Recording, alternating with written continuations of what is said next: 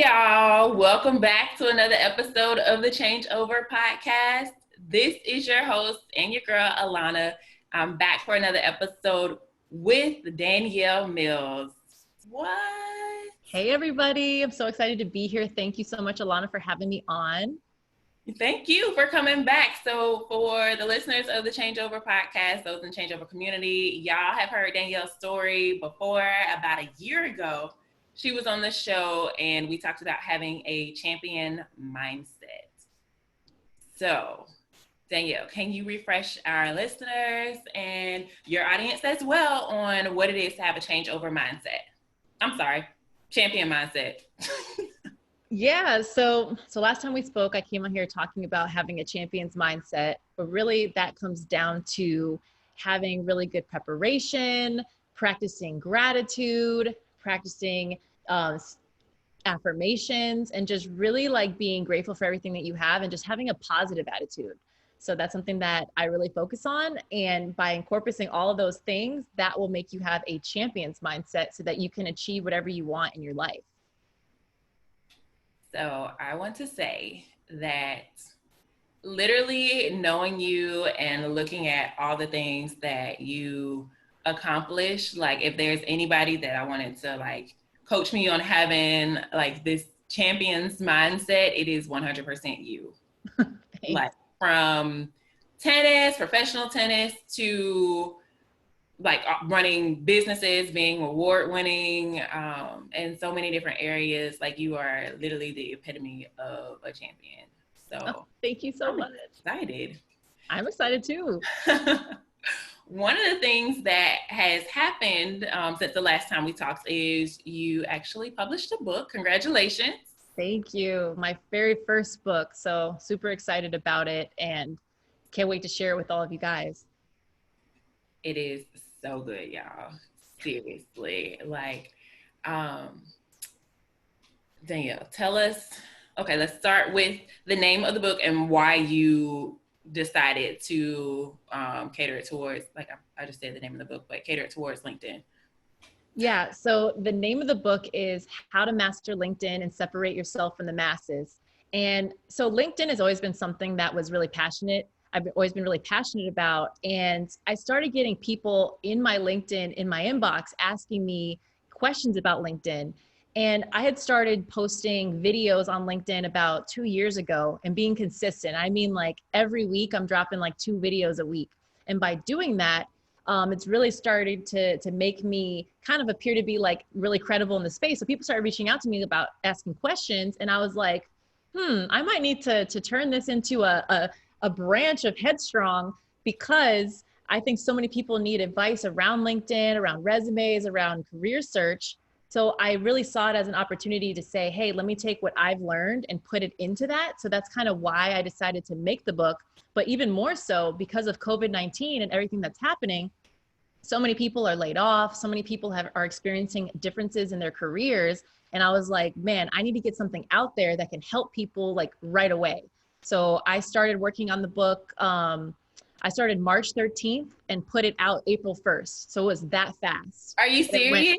It was that fast that it went from concept to reality. So that just for everybody that's listening, if you want to put your mind to something, put it out there and don't stop until it's done. Like I literally was on the couch that you guys see behind me every single day for a couple hours, just writing the book. And I'm not like a writer by any means, but I was just like, okay, let me put it out there. And after I finished, I'm like, okay, I have something here. Like, let's get it edited. So it was really, really fast to go from concept to reality. So just to show that, like, don't make excuses for, oh, I just don't know when I'm going to have time. Like, no, you can do it right now. I had no idea that you did it so quickly. Yes. I am motivated right now. Like, I don't know what I'm motivated to do, but I just feel like, Alana, there's something in your life that you need to do right now. And Danielle wrote a whole book in like a month, less than a month. Like, and I felt like, you know, when it comes down to it, we're coming out of it a little bit now, but we're all dealing with being in quarantine together and being stuck and kind of being in your house, working from home, and just feeling like there's a lot of time. So I looked at it like, okay, I could sit on my couch and binge watch on Netflix and just, you know, kind of just do that. Or I'm like, okay, this is the opportunity for me to take advantage of this time and get it out fast. And then after that, then I can relax. So I literally didn't relax until it was done. Now that it's done, I'm like kind of semi-relaxing, but not really because I'm always doing something. But I almost had this guilt, like, your book's not done. You got to work on it. So I didn't even allow myself to sit on the couch and kind of do those things that a lot of people are doing right now because they feel like, what else can I do? But really, this is the opportunity that you can take to do something you've always wanted to do. I want to let you know, and I want to let all the listeners know that I sat on the couch and I binge watched Netflix. Hey girl, we making some moves though. You coming out of that. True. I've emerged out the last I think week and a half, but yes, so as soon as you said that, I was like, ooh, girl. Yeah. And that's okay. Like, for everybody that's listening that has kind of taken this time to, to just enjoy, relax. Hey, maybe that's what your body needed. Maybe you've been working so hard that this was the rest that your body did need. But also look at it like, hey, we still have some time left. What are some goals that I have for myself for this year that I can still accomplish while we're still in this spot? So when we come out of this quarantine, you're on top versus then having to start, like let this be right. the leg up that you need.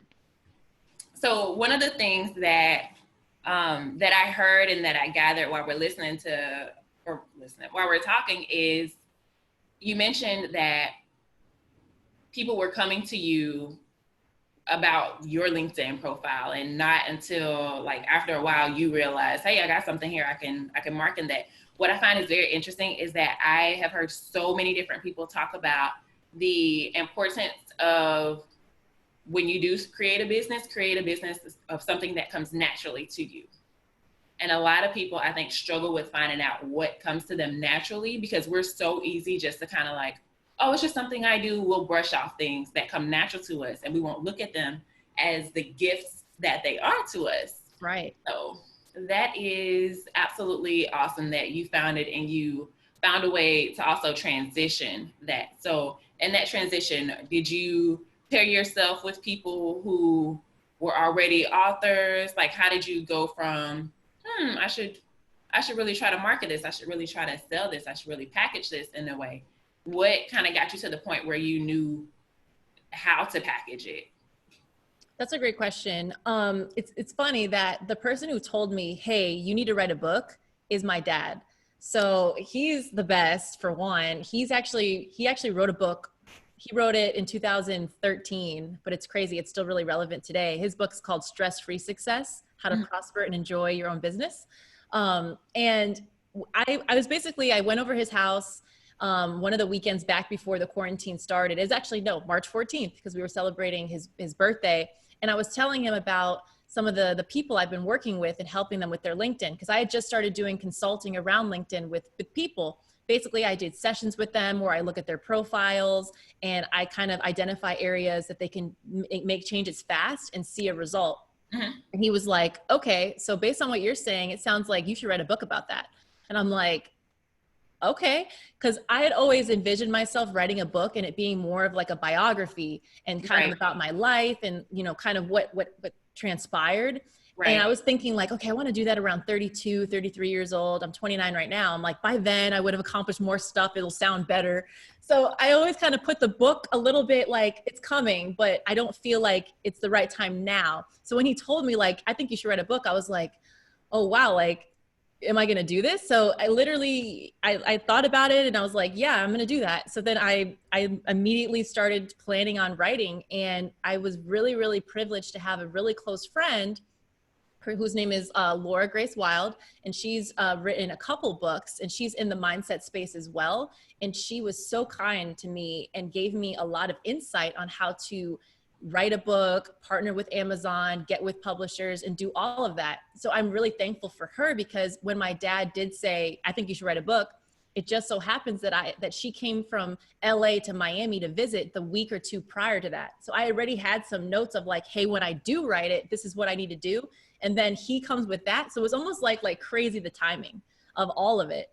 And yeah, so I can just say this though, for those of you that are listening, if you've ever thought about writing a book, or you thought that you have something that you want to share with the world, there are so many avenues out there that are free that you can use to do this and do it fast. So don't think that it's going to take you all this money and all this time. It does take time, it does take work, but you can totally do it. And it's not like this unachievable thing. Like you can totally do it, but you just have to put your mind to it. And that's kind of the biggest thing that it was for me. It was just like setting my mind to it and then not stopping until it was done. Like I could not stop until it was done. Yeah. And I even, okay, one other thing I'll mention, I put pressure on myself because when I started the process, it asks you, do you want to pre-sell it? And in order to say yes, you have to put a date that it'll be ready by. Ooh. So I was like, oh, and then since I started it at the midway through March, I'm like, I want to be ready April 1st. So I put that date out there into the universe to make myself say, I got to get it done by then. So it pushed me. So a lot of people don't have a date in mind. So they just take time, but I really put a harsh deadline on myself to make it ready by then. I will say I literally just finished talking to someone earlier today about suspenses. Actually, there's a friend of mine that I talked to about interviewing on the show, and I reached out to her and I was like, okay, your suspense is by Monday. And this, I only did this because of who the person is. But I gave her a suspense of Monday and she laughed. And I was telling her, listen, what I've learned is if you don't have a suspense, maybe it'll happen, maybe it won't, but you have to set dates. And that's something, like I said, I learned from work. Anytime it's just kind of like an open ending. Hey, when you get a chance. Doesn't happen. And even with yourself. So like for those that are listening who maybe have certain things that they're trying to do, put some harsh deadlines on yourself. Because if you can hold yourself accountable, it's pretty easy then to hold other people accountable. And then you just become better at it. And then you get addicted to like completing things that you've told yourself that you're going to complete. I love doing that. It's like the best feeling to know, like I told myself I was going to do this and I either complete it before or on that day. And even one of the things that I noticed I started doing was putting stuff in my Google Calendar or whatever calendar I'm using. And Google Calendar I connected like some stuff yesterday and I got like a whole bunch of notifications and it was like, oh, apply for grad school. Oh, do this. Oh, you have this. Oh, this meeting, that meeting. And I have to tell you, it felt really good when the notification that said apply for grad school came through. And I'm like, baby, I'm almost finished with my second class. Like, check, got that. I'm ahead of that, girl. Okay. I was like, I felt really good. But also, like, at the same time, like, it's a late notification. Maybe I met the actual deadline. Maybe I didn't. But either way, if I didn't, seeing that really would have really kicked me into gear, because if it was something that I wasn't thinking about at all at this particular point in my life, it just would have been like, oh yeah, girl, you said you was gonna start grad school. What's going on? Yeah. What are you doing? Like, at least it would have got like my wheels spinning regarding that again. And yes, so I love that. Thanks for sharing. Yeah, I feel like we are so privileged that we work for companies that do kind of require you to have a digital calendar. So like I've been lucky, I've worked for 3 different startups in the tech space. So I've been privy to a lot of technology-based apps and things. So I only realized the benefit of that when I talk to people who don't have that type of, don't have that. And then I'm almost like, when they reach out to me on LinkedIn or something and they're like, hey, let's schedule a call. I'm like, can you send me an invite? They're like, what's that? And you're like, I need you to send me an invite, because if it's not in my calendar, it doesn't exist. Like that's Right. how my world works now. Right. Everything is calculated. And I even schedule things that are, you know, generic. Like I want to have dinner during this time, so I don't book over it. Just things like that. Like I'm just such a planner. So having things organized and I can view it on my phone or the computer, wherever I am, it just makes things so easy. So are you like a stickler to the schedule? Like, do you give yourself like wiggle room? No. Okay. I don't. I think you know this about me. I'm like very anal about being on time and being early. So when it comes to like meetings and things, like I'm the one that's on the meeting early, and usually I'm the first one on. That's just like the way, I don't know. That's just how I was raised from tennis, and I'm just always early to everything because I'm always had this fear that I'm gonna miss something. So I want to be there just in case like something special happens for the first couple minutes. I want to be there. That's fair. And you're never late if you're early. So right. So one of the biggest fears of my life was being late.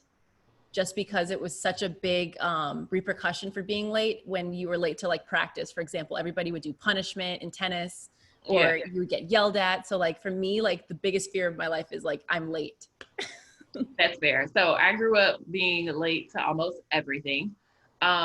Yes. Before the So military, or yes, before. okay, I'm like, isn't the military really strict about that? Before. So now I don't remember when and where it happened, but now like I have this thing about being early to places. And it's literally because like I don't want to be that person. Well, one, I realize if I get there early, especially if I get there before other people and stuff like that, like I can get my mind right. I can take care of stuff before people need things from me. Like I can just really be ready when they come in. In case I didn't get that before I left the house, like I can be settled Oh and yeah. solid by the time people start like asking questions and stuff. My brain is working at that point. It's up, it's alert, and all of that jazz. But another reason is because I just really not like being that one that's late. Like it's like to already be in the, especially since I was that one for so long. Like now it's just kind of like, Do you now see how it kind of the perception of it when you're I not, do. you see the difference? Because I have this argument with certain people, not a real argument, but it's a little bit of a tussle when people are like, yeah, but you know, I don't really care about time or being on time. And it's like, it's only that you realize the opportunities that you might not have gotten because of the fact that you were late to things, and how you're looked at, how you're perceived, how people then view you. They don't ever see it that way. And I'm like, I'm trying to give you a tip here. I'm trying to give you some keys. Like, if you can be a little early, you'll then see how they look at the person who's late. Right. The people Right. who matter, like they ultimately don't like that. And it's like a wasting of people's time. I look at it like a Yeah, for disrespect sure. kind of thing. For sure. So that's kind of why I'm really on it. At least it's So not. listeners, Yes. if y'all are on your way somewhere, we are quarantined right now, but depending on when you're listening to this, if you are on your way somewhere, look at the time. Are you early? Are you gonna make it right on time? Or are you gonna be late? I'm just saying. I know a lot of y'all listening commute. So do your little self-check right now. And if you are early, kudos. If you are late, I just feel like we got some planning to do, we got some preparation to do before whatever the next hard time you have to be somewhere. Like I believe in y'all. So And that's my listeners, thought. I got a tip for you that's going to change your life. If you're somebody who typically is late or arrives right on time, what I want you to do is in your car, change your clock to 15 minutes early. And that way your clock time will become your normal time. So as you're driving to places, you'll literally be early. And that's changed my life. Like I have my clock early on the car. I have the one on the stove early. My actual phone is You didn't even know accurate. what time it really is. Yeah, my phone is accurate, so it knows the real time. But as I'm Oh, in the car, like everything else is early. So I'm literally like, it gives you that window where you're safe. That's, nice. that's my tip. Okay. Okay. So I wanna see reviews. I want DMs. I want the whole shebang in the changeover community. I want to hear y'all telling us that y'all have been on time because y'all took these tips and we're living our life on our terms. All right. So I want to jump into the book. Okay. One of the things that stood out, yay! For those of us who are watching, here's a little visual. This is how it looks. My face. I forgot to mention that. So y'all, those listening via audio, this is actually a video as well. So just put that out there. There'll be more lives and more videos coming to you all very soon. So just in case you were wondering, we got a video for today. Yes, you can see how we're laughing at each other and smiling. You can be in that. Yes, come. So the book is about LinkedIn. I will tell y'all that your girl is one who has never really been into LinkedIn. Do I have LinkedIn? Yes, because everybody's supposed to have a LinkedIn. Do I have like a headshot on there? Yes, because if you're going to have a LinkedIn, you're supposed to have a headshot. My first headshot, one of my best friends took of me outside her apartment complex in front of a bush. Yes, it was a bush. It was a tall bush, but I thought it was like a greenery setting. And so that was my first LinkedIn photo. And then as time kind of like changed and I actually did start getting headshots, I started using headshots. Other than that, I had the basics. And then I read your book. And y'all, I'm not even finished with this girl's book. And again, like the career that I'm in, like LinkedIn helps everybody, but just in my mind, I just felt like I didn't need it. Y'all, when I tell y'all, I was like putting this thing down to be like, wait. And then I look at my profile and I'd be like, ooh, girl. And then I go back after I fix that. And then I read a little bit more. And then I'm like, what? Okay, let me go back. And I'm like, did you even know this happened? Because I'm on the phone with one of my friends as I'm like reading. And I'm going to get to that specific part in just a second. But in the book, you talk about branding. Mm-hmm. And what I find is so interesting is that the last episode that you did with me, we talked a lot about your background in tennis. And then even this episode, we talked a little bit about tennis, but seeing the difference where before, like your life was tennis, like I'm sure parts of your life are still tennis, but where you used to lead with that, and now you're leading with Headstrong, you're leading with your podcast, you're leading with so many other things. What I realized is while I was like writing down different notes from the personal branding chapter, these are things that I was thinking about as my Alana, as the changeover, as all the businesses and things that I'm doing on the side that's not my 9-to-5. Exactly. The brand. Yeah, like the brand. And I was like, oh girl, like I really had to like stop and think about my brand outside of my 9-to-5 and like this life that I'm trying to build outside of that. And then I have to also look at the other actual 9-to-5 part that is on my LinkedIn. Since I don't necessarily have the two of them connected, I am one person. Yet. Yes, I don't have them connected yet.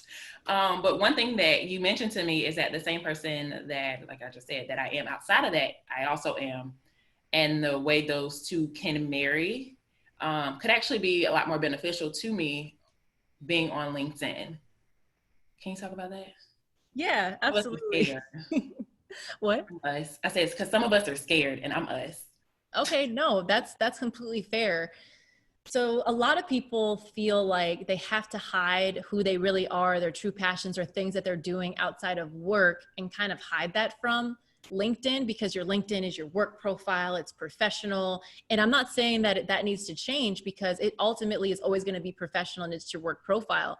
But unless you work for a company that specifically does not allow you to mention anything other than that you work for them and that's all you do, you have a lot of room to do things. And something that I talk about in the book is you got to put content out there, because think of LinkedIn as like the ultimate like recruiting tool. So even if you're happy where you are and you like what you're doing, but you want to get a better job where you are, sometimes you have to let your company know that other people want you too.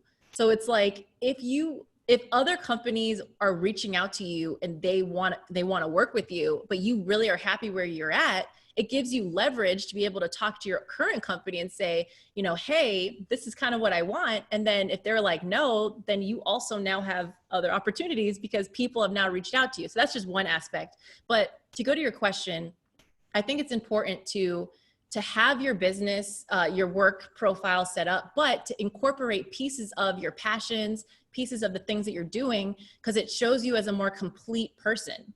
And companies want to get to know you. They want to identify you, and they're more likely to pick you if you can stand out from everybody else. Alana, you're so unique. You have all this stuff going on. I'm already thinking of all the things that you could do on your page to brand yourself, because you are the only one I know that's doing a lot of these things. So it's like, think of it like that. Like, listeners who are listening, what are your hobbies? What are your passions? What are things that you enjoy that you can sprinkle in and to show that personality and show that flair? And I like to use videos to do this, because I think the video is the number one way to get somebody's attention, because they can hear how you talk, how you present yourself. They can see how you display yourself. And it's just like the easiest way to connect with somebody. That's why we all feel like we know everybody on social media, because we see them and we can connect with them. But think about it from a work standpoint. If I can already look at you, hear how you talk, hear how you speak, hear what you're talking about, I'm going to think, I want her to work for me.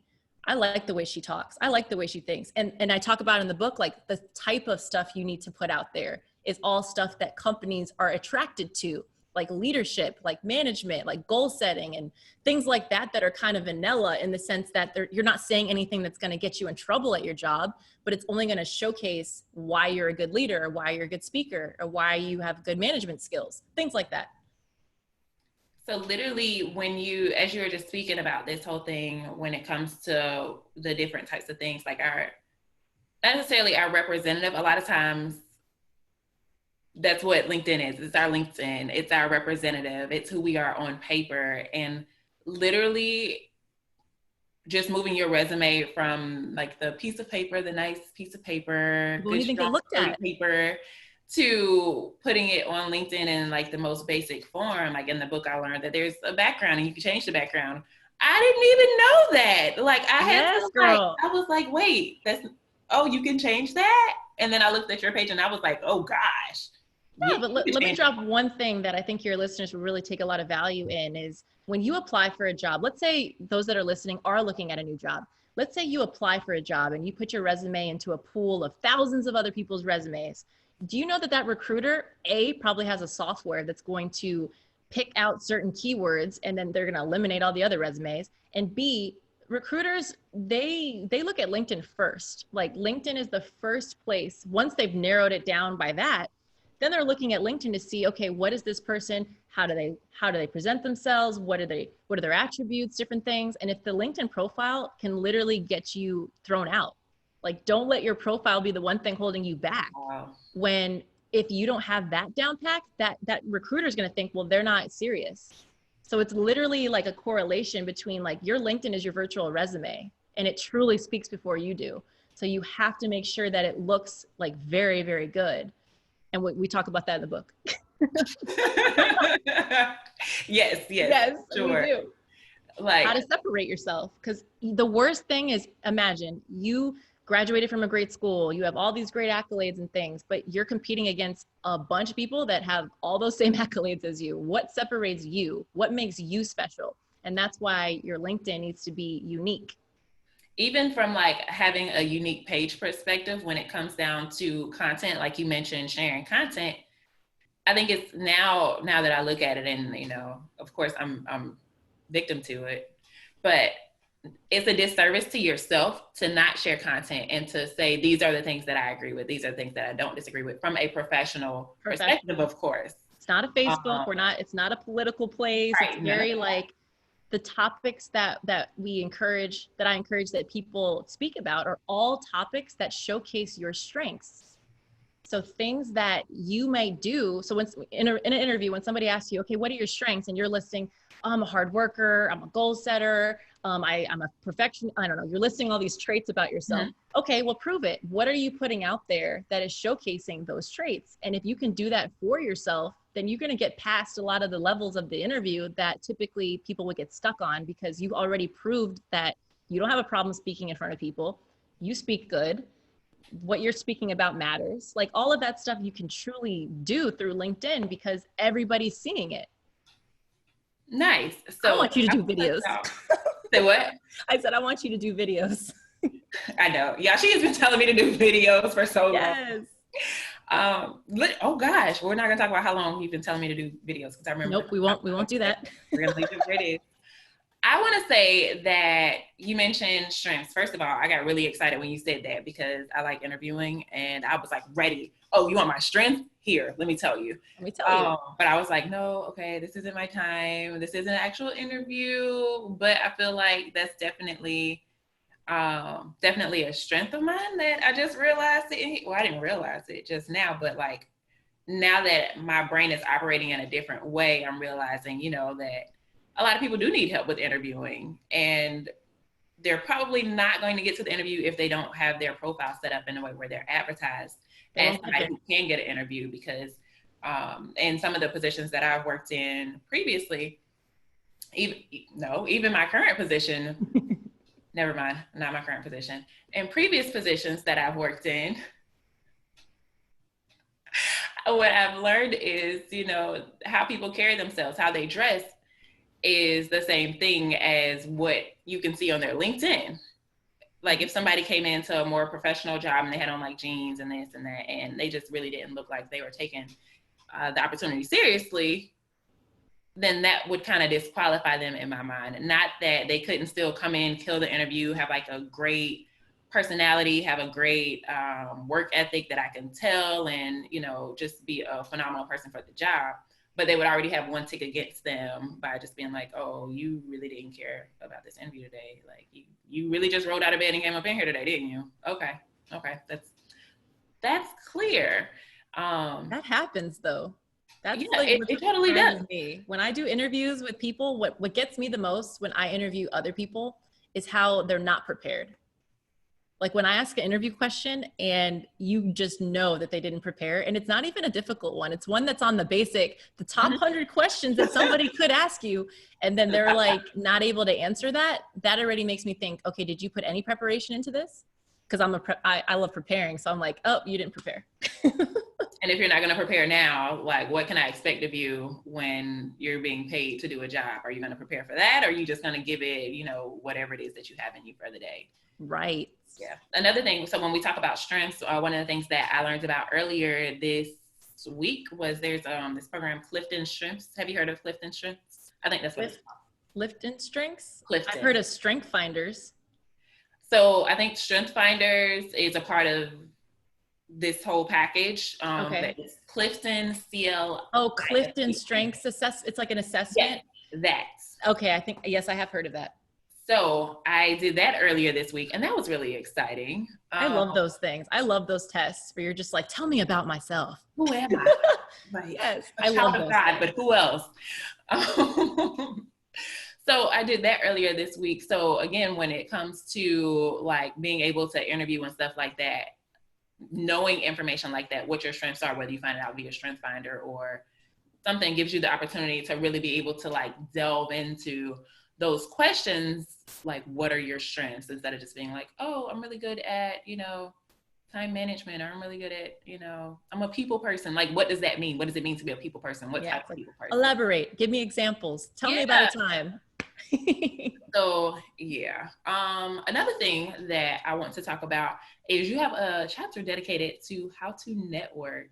So these are things, the branding and the networking, while 100% LinkedIn, you have to use them. These are also things that I feel like carry over into like just your regular personal life when it comes to just growing, not even if you have a business, but just you want to come out your shell a little bit and, you know, really build something, anything.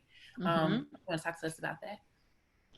Yeah, I truly believe that networking is probably the most important thing that you can do. Like, yes, you may have a great degree from a great university, but if you don't know how to network, you're going to really hold yourself back from opportunities that you could potentially have. So when it comes to networking on LinkedIn, I think it's very important that you actually build real relationships. What I find is that on LinkedIn, people will just connect with a bunch of people and then they never actually do anything outside of that. So there's definitely opportunities where, based on, you know, what you have to offer and what they have to offer, you can really look at that and, you know, either schedule a 30-minute call or meet up and just truly have discussions. But I think it's important that when you network, you always have to provide value. So like, think of it like, and it's kind of like the same thing. Like I put networking almost in the same context of like getting a mentor. Like you can't just reach out to somebody blindly and say, hey, I want you to be my mentor. They're going to be like, who are you? You know, like you have to actually have something that you can provide them that would be beneficial for them. And then they have something that's beneficial for you. So it kind of works both ways. So it's always like the two are working together. But coming back to networking, I don't know if I put this in the book, but I'll tell you guys if I didn't. Something that I always like to do, like let's say I'm at a networking event, and I'm really lucky that I don't have like the shy factor where I'm like scared to go up to somebody and start talking. But what I like to do when I do go up to somebody that I don't know, I typically go and start asking them about, you know, oh, well, where are you from? And typically just that question alone can open up enough to make it be not awkward, because I've been privileged to travel a lot. So typically when they tell me where they're from, if they're from America or from somewhere else, I can say like, oh, I've been there before. I got a chance to travel there. Or I can say, if I haven't been there, I can say, oh, I've always wanted to go there. And then say something about that. And then that can kind of lead to more things. So as long as when you're networking, you're talking about where people are from, what interests them, their family. Like there's actually like a what's it called when there's like the letters that represent a word? I can't think of it right now. It's like a is it a wait? Do you know what I mean? It's like Yeah. A-R-C. It like spells a word, Yeah. but then it like means something. Oh my gosh, what is it? I Friends, know what you mean. Oh form. I got it. Sorry guys. Okay, so when you network, you have to do form. So F is for family, O is for occupation, R is for recreation, and M is for money. That's it. So like, let me write that down. What? Yeah, I'm sorry. I had a brain fart right there. So it's form. Form is the word, and then what it breaks out into is F is for family and friends. So asking them about their family. Oh, how's your family doing? Oh, what are your friends? Family is F. O is for occupation. So, oh, what do you do for work? Talk to me about what you do. That's work.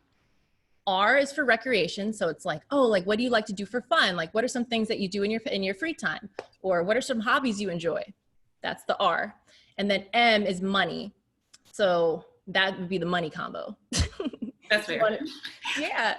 Talking about like, oh, so are you interested in, making more money, or like what kind, are you like investing, or I don't know. I have to look back and see how you do the M better. But I mostly do the other ones. I don't really talk about money usually on the first time meeting somebody, but yeah, I'm like, I can't believe I forgot that. But yeah, form is the acronym. Yes, that's it's coming back. There it is. I want to shout out to every listener who knew what that word was as soon as she started to figure it out. And probably screaming at the radio. I know what you mean. Yes, we heard you. We heard you. Whoever you are, they kept trying to tell us. They came, and I got it. Thank you. Thank you. Do you like networking, Alana?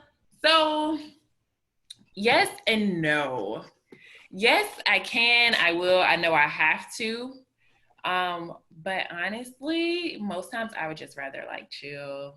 Like it takes a while for me to like, I have to get myself hyped up for it. Mm-hmm. And once I'm like hyped, I'm like, okay, ready, let's go. Like, and then I can do it. But other than that, I'm just kind of like, oh, because it sometimes seems like small talk. And then that's where I have to kind of tap into, which it is. It really is. But I have to tap into like my internal, like get to know somebody, make them feel special, like make sure they know they're important. Like, who are they? Like that part of me that wants to like reach out to people and to connect. But I'm not always in the mood for that. So I'm just really like. Yep, there's a time and place to network, but it just depends. Sometimes it's like you could be in so I like to use locations that are maybe not common, like the elevator. Sometimes I'll be in the elevator. So I live in a condo building. So when I'm in the elevator every day, and I always see people I don't know. So sometimes I'm in the elevator with somebody I don't know, and maybe they're in their work clothes or business clothes. And I'm like, oh, you look nice. What do you do? So like lead with a compliment, then ask a question. And they're like, oh, thanks. And then they tell me, and then I can be like, okay. And then it just creates a combo. And then you have the awkward, like the door opens, you're like, okay, bye. Unless you do want to connect with them. And then you're like, here's my card. So that is definitely one thing that I learned a while ago that has really stuck with me, is like to break the ice, to do like a compliment. Oh yeah. It has to be a genuine compliment. Don't tell somebody something is cute when you know and they know it's jacked up. Don't be extra, because now it's awkward. But when it comes down to like breaking the ice, like that is something that I absolutely love to do. I love giving compliments. Changeover challenge. Make sure y'all compliment somebody today. Yes. Oh, can I add to it? Sure, go for it. Okay, I'm going to add to this changeover challenge. Changeover challenge, smile with every single person you walk past and see if they'll smile back. Aww. That is if they don't, y'all don't get an attitude, okay? Honestly, like that's like a game I like to play with myself, where, throughout the day when I see people, I'll smile at them and I'm like, let's see if I can get them to smile back, because then it can make somebody who's maybe not feeling good force them to smile, because it can be rude to like, if somebody smiles at me and I can't not smile back. Like, right. Be mean. Some people do that though, but you just try to play a game with yourself and see how many people you can get to smile back at you. And then that automatically makes you happy. There's a meme, not a meme. I guess it's still considered a meme, but a post that I saw once, and it literally said, "Better to be the person that smiled than the person that didn't smile back." And I was like, I need that. You got to find it and send it to me. I'll find it. I'll find it. I'll I'll put my send it to logo you. on it. I'll make another one. Or see, exactly. Like just, oh, there, like a big one. But I'll text it to you so you can do it too. Gotcha. Okay, I think that's awesome. That's like one of the things I preach the most. And like when I work with people and they're like, how do I improve my mindset? I'm like, okay, let's talk about how you can be happy and put happiness on others. Then you automatically have a better mindset. Boom. There it is. Boom. There it is. All right. So we are going to go ahead and wrap it up. This has been an amazing conversation. So I kind of wanted to ask you what's like, I was going to ask for two, but you gave us form. So Okay. what's one thing that you want to put out to the audience as far as like one thing they can do right now for their LinkedIn to kind of like make it pop? There's a million things y'all can do. Let's be real. Because I read this book and I was like, girl, get your life together. One thing that you said just one thing or two things or one. If you're feeling generous, you can do two. Okay. Okay. So the first thing that you can do is look at your LinkedIn photo. That's the first thing. If you have a photo and you're standing with somebody else, take it down immediately. LinkedIn is about yourself, and we don't want to see a photo of you or a photo of you that has cropped somebody else out.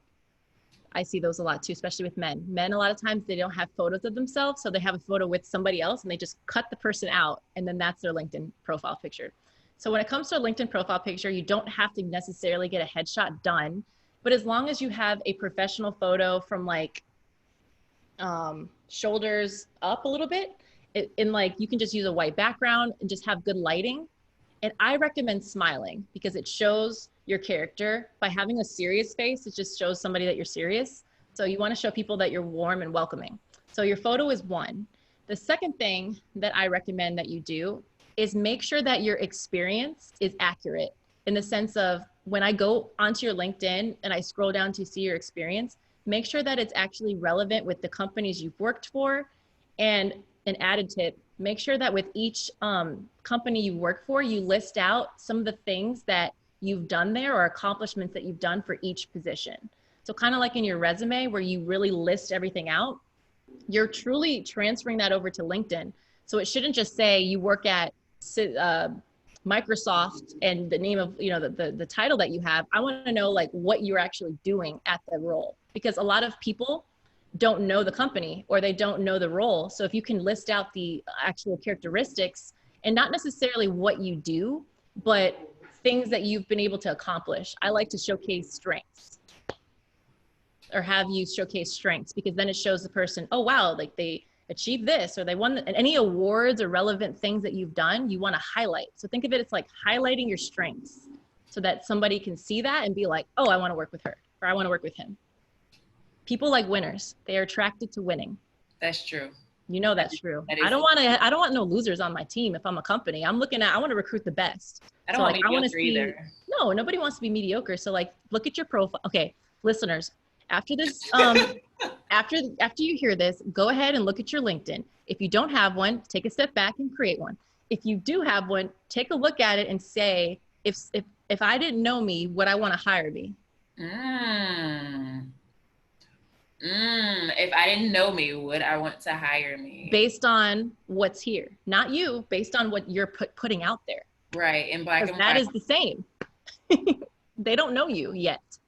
That's how they can know you. So I think that was maybe two things. Nice. All right, so y'all learned how to network and so much more in this episode. And then one last thing, I thought that was it before, but okay. Since this season of the changeover, I'm focusing on overcoming and overcomers and their story. I just want to say that, kind of like I said in the beginning, seeing you flourish in this way. So for those of you who did not have a chance to hear Danielle's story in the previous episode that we did together, please make sure you go back and you check that out. It's called How to Have a Champion Mindset. Actually, I'm gonna drop it in the show notes because it's likely that I changed the name because your girl is still figuring out life as a podcaster, to be honest. But we're all always growing and finding. Oh yeah. So it's cool, but I'll leave it in the show notes. But what I want y'all to know is that Danielle, as we mentioned earlier, was a professional tennis player, and her entire life growing up basically was all about tennis. And when something happened in Danielle's life and she had to come out of tennis into the corporate world, and you didn't have a regular job until what, 24 or something? Is that the right age? I retired from playing tennis at 24, and that's when I immediately started doing real estate and got into like the regular world. So yeah, 24 is when I began my working life. So when we talk about like overcoming, like Danielle, the way that she was able to make that transition when like literally tennis was like her entire life to coming out and being at a place where she can't play in the same fashion that she used to. Mm.